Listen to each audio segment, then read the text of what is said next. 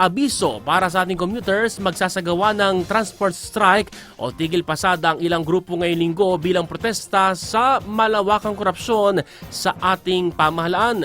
Kung ano-ano pong araw isasagawa ang naturang tigil pasada, alamin sa report ni Carlene Latuna. Carlene?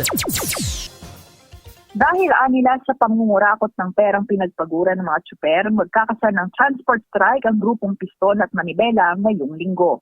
Magaganap sa September 18 ang transport strike ng Piston, samantalang 3-day strike mula September 17 hanggang 19 ang isasagawa ng grupong Manibela.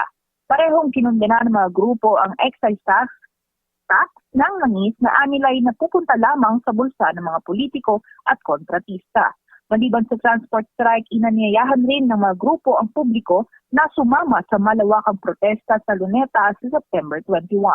Naniniwala naman ang Land Transportation Franchising and Regulatory Board o LTFRB na hindi makakaapekto ang transport strike sa daloy ng trapiko, ngunit iginiit pa rin ng ahensya na handa ito sa posibleng epekto nito. Inabisuhan ni LTFRB Chair Teofilo Guadis III ang mga commuter na maging kalmado lamang at mayroong alternatibong ruta at karagdagang sasakyan sa araw ng transport strike. Carlene Latuna, Newswise.